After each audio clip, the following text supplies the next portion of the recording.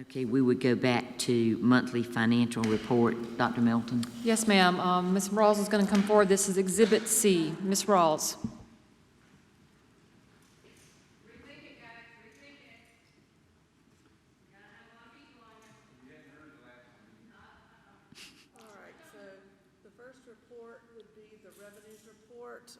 Ending February 28th, 2021. You can see the summary report is first and the detail is following that. Is it not on? Is it on? It's in C, item C.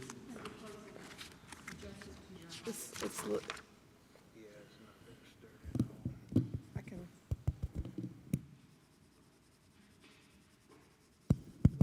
I'll hold it while I talk.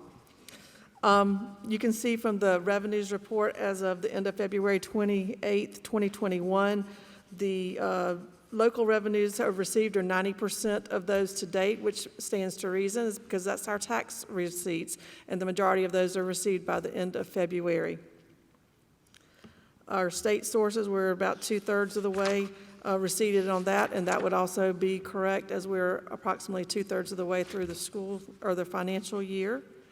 And to date, we have received 72% of our budgeted revenue. Can y'all see the report, or do you have a paper copy of it? Yeah, we got. Okay. We have paper. Yeah. Is there any questions about the monthly revenues? Yes, sir. Maybe this is.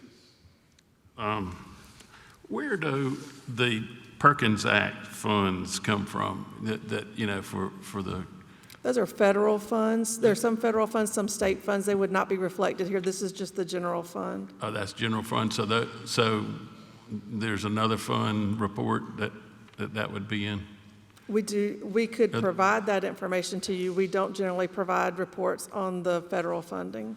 So those are like block grants or something like that? Is that where? They're part of the state pass-through grants. The federal government provides those grants to the state of South Carolina, and they're passed through to the school districts. Yeah, I was just really interested because, you know, of this facility here, and those are mostly Perkins Act funds that fund this, so I was just wondering where they came from. That's good. Thank you. Yes, sir. It's a combination of federal and state funding that would provide that for specific to career and technology. Okay. Any other questions? We'll go to the 2021, 2022 general fund budget. Yes, ma'am. That's Ms. Rawls as well. Ms. Rawls? All right, so the expenditure analysis, we talking, there's still some more reports. I don't know if anybody had questions on the expenditure report, but we can go over that, but we can move to budget if you're ready. I believe Ms. Hammond asked for questions for Exhibit C, so unless there's any other questions for Exhibit C, Ms. Hammond, we'll move on to the next agenda item. Yeah, I did not see any hands, so we'll move forward. All right, so the next agenda item is an update on the 21-22 general fund budget. There is no request for action tonight. This is just for information. Appreciate you all working with us on this presentation. All this information that you're looking at here was prior to the Senate Finance version of the budget. So things changed between the day I created this and today, which has only been about 2 or 3 days. So on our second slide, I got to coordinate all my hands here. This is a slide you've seen before. This shows the recap of what happened October 2020 with the 2020-2021 budget. Again, you saw this slide last month. Again, the December 14th, 2020, where you approved the assignment of the reserve funds that provided for the employee appreciation bonus. This is what we knew from the House version of the bill, that House Ways and Means version was approved as proposed with the base student cost of $2,500. To let you know, the Senate's Finance Committee's version provided a base student cost of $2,516, so it's a definite $16 increase, which was based on the Board of Economic Advisors report of surplus revenues that was not received before the House created their version of the bill. This also includes a funded step for teachers and the state providing the funding for the funded step for teachers. I've updated the dates to remember on the budget calendar, you can see the dates in red are the updates. Data points that you saw last month, the estimated statewide weighted pupil units. We talked about this in the workshop, how that dictates what state revenues we receive, what our percentage would be. And again, the House approved base student cost is $2,500. The Senate Finance Committee has recommended $2,516. Budget considerations from the House side, based on the House funding, understanding we will have a 1% employer contribution increase for retirement. Instructional staff members and staff in general for Piney Woods, there will be increases there for the budget. Not only staff, but also for utilities and all other costs of supplies and other contracted services will be an increase to the budget overall.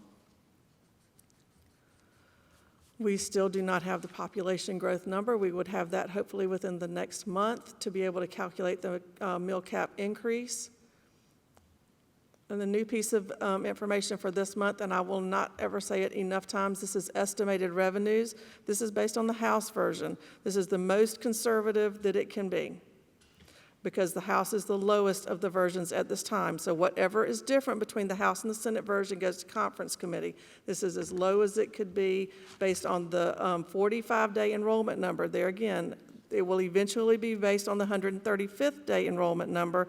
I did not have those numbers when I originally created this slide, so this will be updated for the May 10th discussion reading of the budget. So we're looking at a possible $201,348,378 being our estimated revenue for general fund. This does comply within the percentages that we had talked about and recommended, that heading towards that 70-30, we're at about 63, 36, 37 right now for percentages when you're comparing the local revenue versus the state revenue. And that's the update. Any Thank you, questions? Marty. Ms. Huddle? Just a question, the law that Governor McMaster signed the other day that requires districts to remunerate teachers who have to do dual instruction. I'm sorry, I couldn't understand you. Governor McMaster passed a law a couple days ago that if teachers have to teach remotely and in person simultaneously, Yes. they have to be paid extra Yes, for ma'am. that. Now, I'm thinking with 5, we're probably not going to have to do that anymore, so maybe it doesn't impact us, but just thought I would check. Dr. Turner and Mr. Giuliano and Ms. Rawls have been working with the department because some of the initial information we had differed from what we were hearing from the department, so we're seeking clarity. For the conversation of the board, we have some teachers that are teaching in both models, that are teaching on site face-to-face and also picking up some sections. Ms. Rawls, do you have any information at this point? Because that is certainly not something we've budgeted at this point, but we're waiting some information from the department so that we can start whether that's going to be next fiscal year or the duration of this fiscal year. It would be in next fiscal year. I think it's called dual modality, if I'm not mistaken. I'm close. But yes, there would be, Governor McMaster said that they would be compensated at a higher rate if they were having to teach both methods of instruction. There's also a bill out there, proviso, about virtual education. There's a lot of provisos out there right now. What gets passed and approved is what we would deal with for next school year. So we'll make sure we're mindful with any scheduling, and with the reduction of students that have chosen 5, that certainly will help eliminate some of the strain that we've experienced thus far this year. Yes, ma'am. Mr. Lovelace? I noticed on there that you had a projected revenue of $201 million, I think it was. Yes, sir. And then I think I've seen them, you correct me please if I'm wrong, but I think I've seen where the expenditures we were projecting at $196 million.